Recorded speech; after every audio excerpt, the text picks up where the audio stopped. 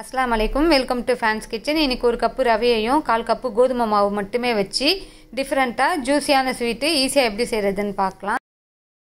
ஒரு கப்பு ரவையை மிக்சி ஜாரில் சேர்த்து பவுட்ரு பண்ணி எடுத்துகிட்டு வந்துடலாம். இது ரொம்ப நைஸாலாம் அரையாது, இந்த அளவுக்கு இருக்கும். ரவையை நம்ம ஒரு பவுலில் கொட்டிக்கலாம். இதில் 1/4 டீஸ்பூன் சால்ட்டு சேர்த்து கொஞ்சம் நல்லா நம்ம மிக்ஸ் பண்ணி விட்டுக்கலாம். ஸ்டவ் ஆன் பண்ணி ஒரு கடாயை வச்சுருக்கேன். இதில் 1 கப்பு ரவைக்கு 1/2 கப்பு நெய்யை சேர்த்து கொஞ்சம் நல்லா நம்ம மெல்ட் பண்ணிக்கலாம். நெய் நல்லா மெல்ட் ஆயிடுச்சு. இப்போ நம்ம ஸ்டவ் ஆஃப் பண்ணிக்கலாம்.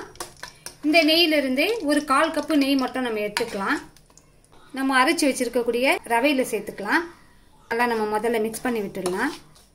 இதோட ஒரு 1/4 கப்பு கோதுமை மாவு சேர்த்துக்கோங்க. என்னுடைய வீடியோ மிஸ் ஆயிடுச்சு. இதில் கொஞ்சம் கொஞ்சமாக தண்ணி சேர்த்து சப்பாத்தி மாவு போல் சாஃப்டாக பிசைஞ்சிக்கலாம். இது போல் நல்லா சாஃப்டாக பிசைஞ்சிட்டு ஒரு பவுல் போட்டு மூடி ஒரு 10 மினிட்ஸ் ரெஸ்ட்டில் வச்சுட்டு நம்ம சுகர் சிரப் ரெடி பண்ணிக்கலாம். ரவைக்கு 1 கப்பு சுகர் எடுத்துக்கலாம். 1 கப்பு சுகருக்கு ஒரு 1/2 கப்பு வாட்டர் சேர்த்துக்கலாம். இதை கொஞ்சம் நல்லா மிக்ஸ் பண்ணி விட்டு இது நல்லா கொதி வரட்டும். பாருங்கள், தண்ணி நல்லா கொதி வருது. இதில் ஒரு 1/4 டீஸ்பூன் ஏலக்காய் தூள் சேர்த்துக்கலாம். இது ஒரு 2-3 நிமிஷம் நல்லா கொதி வந்துருச்சு. இதை நம்ம தொட்டு பார்த்தோம்னா 2 விரலுக்கு நடுவில் நம்ம தொட்டு பார்த்தா கை நமக்கு ஒட்டுற மாதிரி பிசு பிசுப்பாக இருக்கணும். இந்த ஸ்டேஜ் இருந்தால் போதும். நம்ம இதை ஸ்டவ் ஆஃப் பண்ணிக்கலாம். இப்போ இதை கொஞ்சம் நல்லா நம்ம இது போல் சப்பாத்திக்கு ரோல் பண்ணுற மாதிரி நல்லா ரோல் பண்ணிக்கலாம்.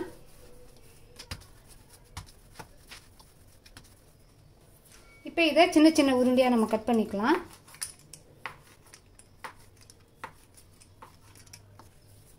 எப்பவுமே நீங்கள் சப்பாத்திக்கு இது போல் நீங்கள் உருண்டை பண்ணும்போது இது போல் செஞ்சிங்கன்னா உங்களுக்கு கொஞ்சம் கூட வெடிப்பு இல்லாமல் இது கொஞ்சம் நல்லா கரெக்டாக வந்துடும்.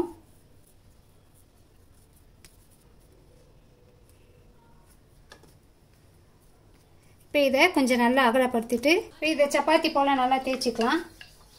பாருங்கள், இது போல் நல்லா ரவுண்டு ஷேப்புக்கு நம்ம எல்லா உருண்டையும் தேய்ச்சி எடுத்துக்கலாம். பாருங்கள், எல்லா உருண்டையும் நான் இது போல் நல்லா தேய்ச்சி எடுத்துட்டேன். ஒரு பவுலில் ஒரு 2 டேபிள் ஸ்பூனு கோதுமை மாவு சேர்த்துக்கலாம். இதில் நம்ம முதல்ல மெல்ட் பண்ணி வச்ச இந்த நெய்யை சேர்த்து இதோட கொஞ்சம் நல்லா நம்ம மிக்ஸ் பண்ணிக்கலாம். நீங்கள் நெய்க்கு பதில் நீங்கள் ஆயில் கூட நீங்கள் மிக்ஸ் பண்ணிக்கலாம். இப்போ நம்ம செஞ்சு வச்சுருக்கிறத எடுத்து ஒன்று மேலே ஒன்று வச்சு இதை நம்ம நல்லா மாவு மிக்ஸ் பண்ணிக்கலாம்.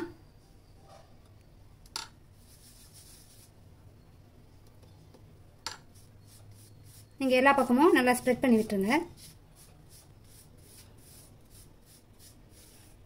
இப்போ இது ஒன்று மேலே ஒன்று வச்சுக்கலாம். எல்லா உருண்டையும் நான் ஒன்று மேலே ஒன்று வச்சு நல்லா நான் நெய் அப்ளை பண்ணிட்டேன். இது மேலே லாஸ்ட் இதுவை வச்சு இதை கொஞ்சம் நல்லா எல்லா பக்கமும் சேர்த்து நல்லா அழுத்தி விட்டுருங்க. இப்போ இதை இது போல் தரட்டிக்கலாம். திருப்பி போட்டு நல்லா இது போல் மெலிசா அகலமாக தேய்ச்சிட்டு இதை திருப்பி நம்ம இது மேலே எல்லா பக்கமும் நீங்கள் தடவிட்டு இதை சின்ன சின்னதாக இப்படி மடிச்சுக்கோங்க.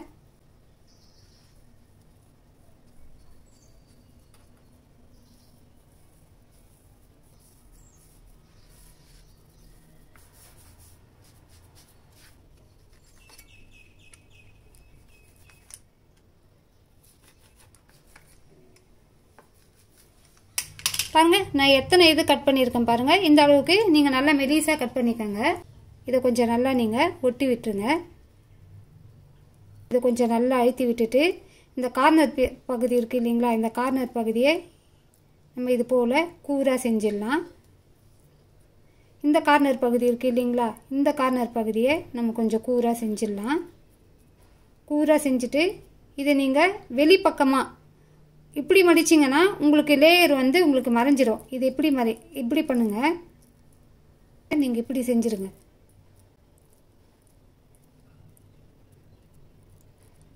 உங்களுக்குள்ளே தெரியுது இல்லைங்களா, எத்தனை லேயர் தெரியுது பாருங்கள். இது நம்ம ரவையில் செஞ்சுருக்கிறதுனால உங்களுக்கு நல்லா கிறிஸ்பியாக இருக்கும். இது கொஞ்சம் நல்லா தட்டையாக செஞ்சுருங்க.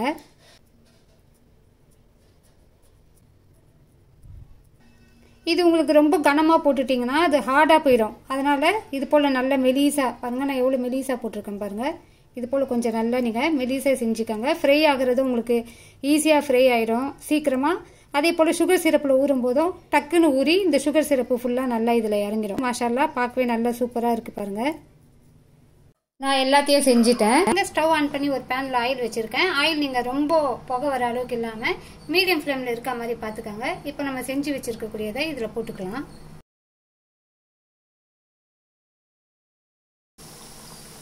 பாருங்க, இது கொஞ்சம் திருப்பி விட்டுக்கலாம்.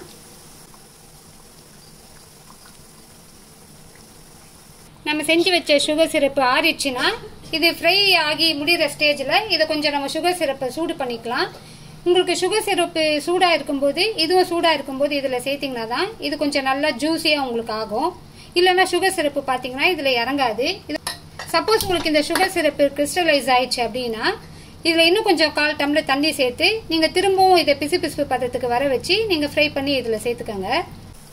இது போல் கொஞ்சம் பொறுமையாக திருப்பி விட்டுக்கோங்க. இப்போ இது எல்லாமே ஃப்ரை ஆயிடுச்சு. இதை எடுத்துக்கலாம்.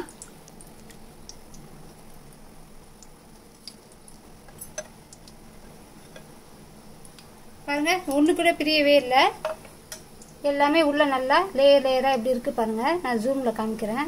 இப்போ இதை நம்ம சூடு பண்ணி வச்சிருக்கக்கூடிய சுகர் சிரப்பில் போட்டு கொஞ்சம் நல்லா நீங்கள் மிக்ஸ் பண்ணி விடுங்க. ரெண்டுமே சூடாக இருக்கும்போது இந்த சுகர் சிரப்பு பார்த்தீங்கன்னா இதில் கொஞ்சம் நல்லா இறங்கிடும். பாருங்க, நான் ஒரே ஒரு நிமிஷம் இந்த சுகர் சிரப்பில் கொதிக்க வைக்கிறேன். சுகர் சிரப்பு பாருங்க எனக்கு எந்த அளவுக்கு இருக்கு, கிறிஸ்டலைஸ் ஆகாமல் இந்த அளவுக்கு நமக்கு சுகர் சிரப்பு இருக்கணும்.